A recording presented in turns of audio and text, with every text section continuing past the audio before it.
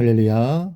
사랑하는 대강의 가족 여러분, 오늘 하루도 하나님의 말씀과 동행하는 삶이 되길 소망합니다. 오늘 함께 나눌 하나님의 말씀은 열왕기하 17장 28절에서 34절 말씀입니다.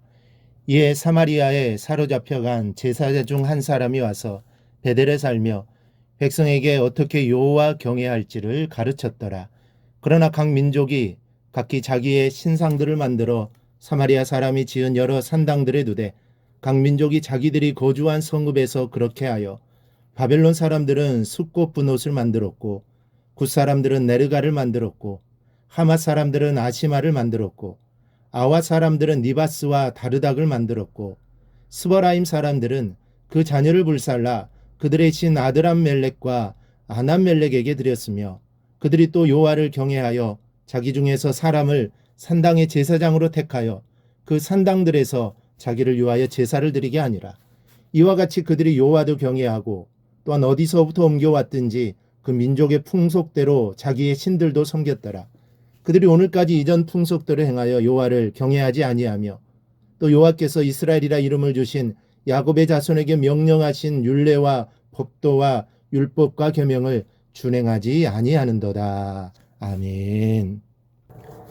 요한계시록 3장을 보면 이런 말씀이 있습니다. 내가 내 행위를 아노니 내가 차지도 아니하고 뜨겁지도 아니하도다. 내가 차든지 뜨겁든지 하기를 원하노라.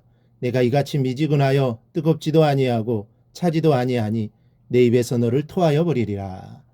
이는 라오디게아 교회를 향한 주님의 간곡한 부탁이자 경고이기도 한 말씀입니다. 물에 물 탄 듯 술에 술 탄 듯한 신앙에 대한 책망이십니다.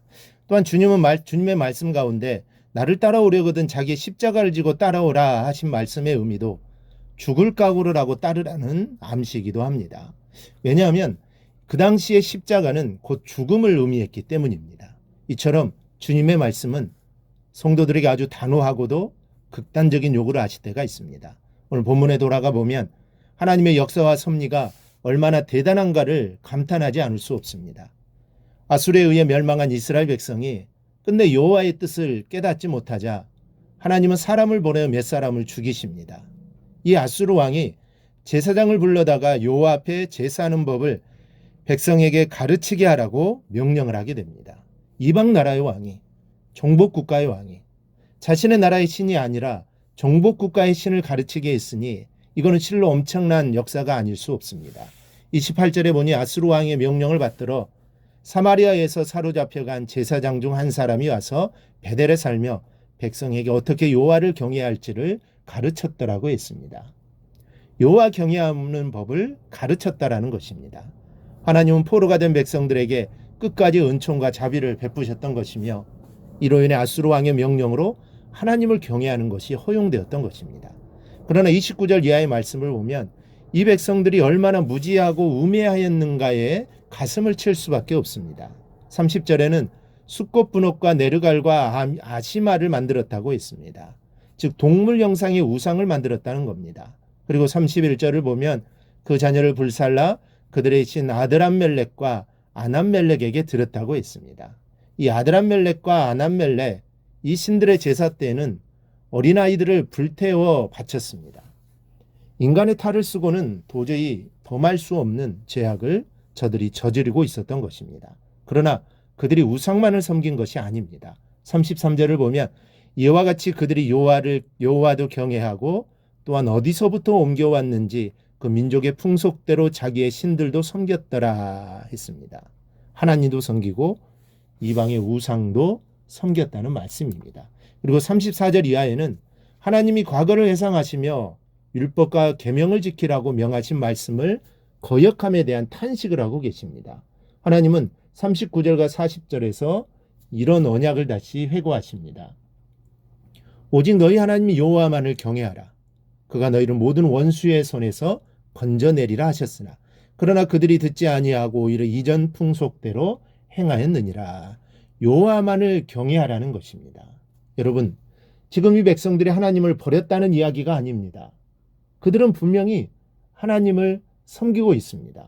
그러나 하나님도 섬기고 우상도 함께 섬겼다는 것입니다. 41절 말씀을 보십시오. 이 여러 민족이 여호와를 경외하고 또 그 아로 새긴 우상을 섬기니 그들의 자자손손이 그들의 조상들이 행하던 대로 그들도 오늘까지 행하니라. 여호와를 섬기고 또 우상도 섬겼습니다.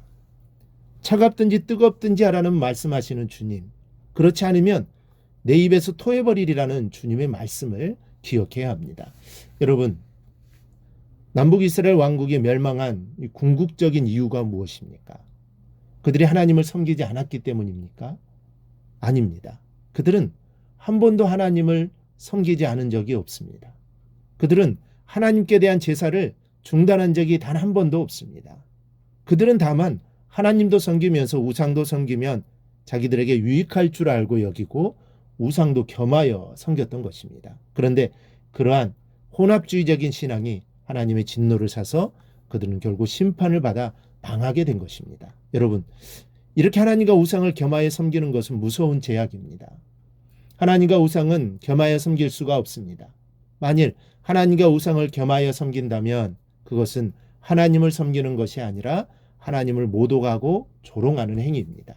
그래서 사도 바울은 그리스도와 벨리알이 어찌 조화될 수 있겠느냐고 반문하고 있습니다. 그러므로 우리는 행여라도 하나님과 우상을 겸하여 섬기려는 유혹에 빠지지 않아야 합니다.